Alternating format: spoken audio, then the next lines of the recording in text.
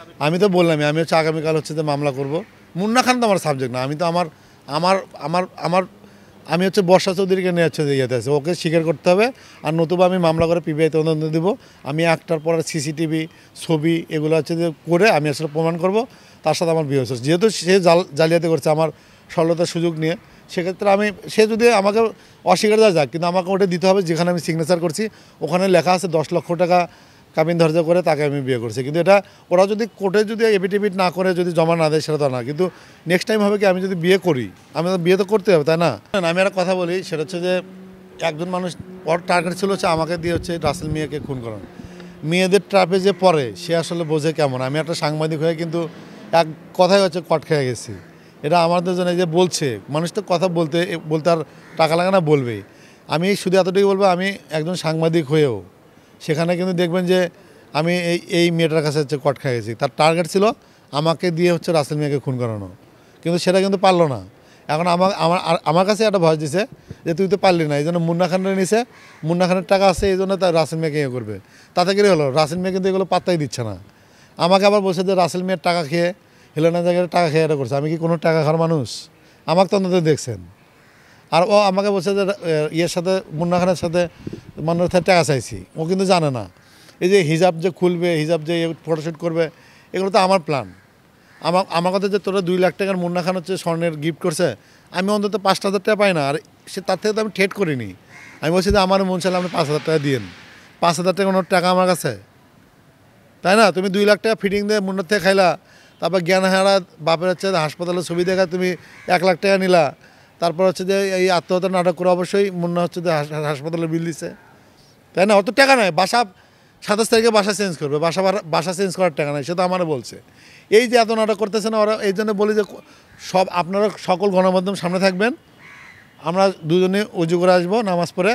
ও ও ওরটা বলবে, আমি আমারটা বলবো, ঠিক আছে? সত্য মিথ্যা কিন্তু আল্লাহ কিন্তু জানে, আল্লাহ কিন্তু আছে।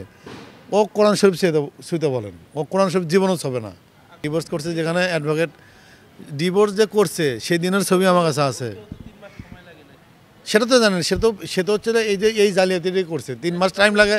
হ্যাঁ, কারণ হচ্ছে 3 মাস টাইম লাগে, তাহলে সে 7 দিনে সে কীভাবে করে? আবার সে হচ্ছে আমরা তো জানি যে বিয়ে করলে যে আপনার হচ্ছে নীল পেপারে, সে তো আমাকে মনে করেন যে তার ভিতরে তো সব কিছু মানে তার প্রতি আমি দুর্বল হয়ে গেছি না।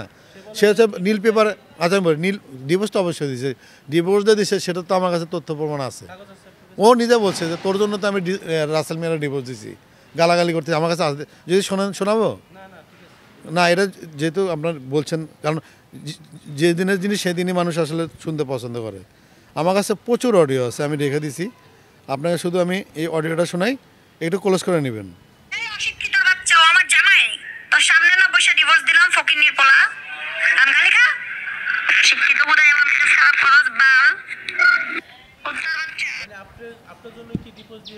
হ্যাঁ, আমি বলছি যে আমি তো রাসেল মিয়ার বউকে আমি কেন বিয়ে করবো? ডিভোর্স দিতে হবে তাহলে। আমার মনে হয় যে আমার মতোই সে গোপনে তারা বিয়ে করছে। কারণ হচ্ছে যে বিষয়টা তো আমি এখন নিজেই রাজসাক্ষী হয়ে গেছি। সে যদি আমার সাথে এরকম প্রতারণা করতে পারে, কিন্তু বিয়ে করলেও কিন্তু সে হচ্ছে যে ওই কাবিন নামায় সই করে না। সে 300 টাকার স্ট্যাম্পে ওই এফিডেভিটের কথা কয়ে নায়করে বলবে 10,000 টাকা দাও, দিয়ে বলবে যে বিয়ে করতেছি, চলো এবার হানিমুনে যে ছিলেন। আমার মনে হয় ওই শ্যুটটা হচ্ছে হানিমুনের, কারণ এটা মিথ্যা হওয়ার কথা না। কারণ হচ্ছে যে আপনি হানিমুনে আপনি ফুল ছিটালেন। আমি তখনই সন্দেহ করছি যখন হচ্ছে যে ক্লিয়ার হয়েছে যে মাওয়া যাচ্ছে, সে একটা সমোসা দেখে ওর মুখে দিয়ে সে খাচ্ছে। এটা স্বামী স্ত্রী ছাড়া কখনোই সম্ভব না। আমাকে আপনি অ্যাক্টিং শেখান, আমি অ্যাক্টিং বুঝি না। আর খাজা স্বামী স্ত্রী ছাড়া সম্ভব? আমি একটা সামোসা খাচ্ছি, আমারটা আপনি খাবেন? আমি তো বললামই আমি হচ্ছে আগামীকাল হচ্ছে যে মামলা করব। মুন্না খান তো আমার সাবজেক্ট না। আমি তো আমার আমার আমার আমার আমি হচ্ছে বর্ষা চৌধুরীকে নিয়ে হচ্ছে যে ইয়েতে আছে, ওকে স্বীকার করতে হবে। আর নতুবা আমি মামলা করে পিবিআই তদন্ত দেবো। আমি একটার পর সিসিটিভি ছবি এগুলো হচ্ছে যে করে আমি আসলে প্রমাণ করব তার সাথে আমার বিয়ে হচ্ছে। যেহেতু সে জালিয়াতি করছে আমার সরলতার সুযোগ নিয়ে, সেক্ষেত্রে সে যদি আমাকে অস্বীকার দেওয়া যাক, কিন্তু আমাকে ওটা দিতে হবে যেখানে আমি সিগনেচার করছি ওখানে লেখা আছে 10 লক্ষ টাকা কাবিন ধার্য করে তাকে আমি বিয়ে করছি। কিন্তু এটা ওরা যদি কোর্টে যদি এফিডেভিট না করে যদি জমা না দেয় সেটা তো না। কিন্তু নেক্সট টাইম হবে কি, আমি যদি বিয়ে করি আমি তো বিয়ে তো করতে হবে, তাই না? আমার তো বাচ্চা কাচ্চা নিতে হবে, আমার একটা ভবিষ্যৎ তো আছে।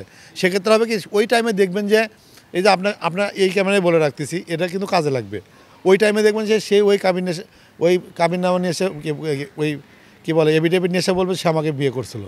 আমি এতদিন কি যা করছি ওটা হচ্ছে যে ওটা এই জিনিসটা স্বীকার করার জন্য বের করছি।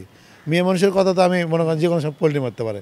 এই যে এই বলতেছে সেই বলতেছে মুন্না খানের সে ডিভোর্স কী বলে রাসেল মিয়ার ডিভোর্স দেয়নি। আবার আমার হচ্ছে যে মেসেঞ্জারে বলছে যে এই কুত্তার বাচ্চা তোর জন্য তো আমি রাসেল মিয়ার ডিভোর্স দিছি। বিষয়টা বুঝছেন? আমার কাছে মনে হয় যে সানি ভাই বলছিল যে ও যা একটা সাইকো কিলার। ও ছোটোবেলা থেকে আমার মনে হয় যে ওর যে বলছে না যে মুখে এসিড মারছে, ওটা কেন মারছে ওটা বের করব। প্রথম জামাইয়ের সাথে কেন ডিভোর্স ওটা বের করব। রুমি রহমান কেন মরে গেল এবং তার ফ্ল্যাট কেন লিখে নিল ওটা বের করব। এবং হচ্ছে যাত্রাবাড়ি যে থাকে তার হচ্ছে যে মানে কাদের সাথে চলতো। আমি এক বড় ভাই আমাকে বলছে ও একটা সময় যেন আওয়ামী লীগ ক্ষমতায় ছিল, ও হচ্ছে বিভিন্ন সন্ত্রাসী যে গ্রুপ টুরুপ আছে ওদের সাথে ঘুরতো এবং সে নিজেই হচ্ছে নাকি অস্ত্র নিয়ে করতো। ঠিক আছে, অস্ত্র সে চালাইতো বিভিন্ন মাস্তানের সাথে। তার হচ্ছে ভালো ও হচ্ছে মূলত হয়েছে কি কাউকে মানে দুর্বল করার জন্য ও বিছানায় শুয়ে পড়তো এবং সারা বাংলাদেশে এমপিদের সাথে নাকি সে ইন্টারভিউ নিচ্ছে। আমার কাছে মনে হয় যে ও টাকার জন্য সব কিছু করা সম্ভব। আমার এক কথায় মনে হচ্ছে যে ওই একটা ভণ্ড প্রতারক, এরা কখনোই ক্ষমা করা যাবে না। আমি খুবই খুশি হয়েছি যে ও আসলে আমার কাছে এসে ধরাটা খাইছে, কারণ হচ্ছে আমি তো ছাড় দেওয়ার মানুষ না, আপনি তো জানেন। আমি এক বিন্দু ছাড় দেওয়ার মানুষও না, আর আমি ওকে এক বিন্দু ছাড় দেবও না। আমি এত কিছু তো জানতাম না। এরকম যদি হতো, আমি শোনেন আমার সাথে দুই মাস সংসার করছে, আমার যদি ওইরকম থাকতো যদি কিউরিওসিটি, তাতে আমি অনেক গোপন ভিডিও করে রাখতাম, তাই না? আমি তো ওই ধরনের কিছু করি না। আমি চাইছি যে একটা মানুষ খারাপ যদি ভালো হয় সুযোগ দিছি, সে তো ভালো হচ্ছে না, তাই না? দেখেন এখন কি আছে, পেজ নাই, তারপর দুনিয়ার মানুষের কাছে আজকে যে মিথ্যা নাটকটা করলো আমারে বলছে তোর সামনে আমি করবো। আরেকটা আছে, আরেকটা নায়ককে সে হুমকি দিয়ে রাখছে যে সে যদি তার পক্ষে কোনোভাবে যায়, আমি বড় ভাইকে অনেক ভালোবাসি, নামটা না বলি, শুধু তাকে এতটুকু বলি, আমাকে এভাবে বলছে যে উনি যদি কোনোভাবে তার বিপক্ষে যায়, তার হচ্ছে যে একটা ফিজিক্যাল একটা ভিডিও আছে, উনি ওটা ছেড়ে দিয়ে পেজে ছেড়ে দিয়ে হচ্ছে সে সুইসাইড করবে। এগুলো সে জীবনও পারবে না, যেহেতু সে আমাকে স্ক্রিনশট দিছে।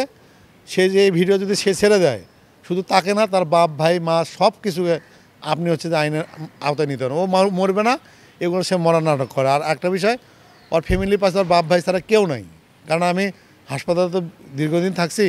ওকে আসলে কেউ সাপোর্ট দেয় না, ওরা ফ্যামিলি থেকে কেউ দেখতে পারে না।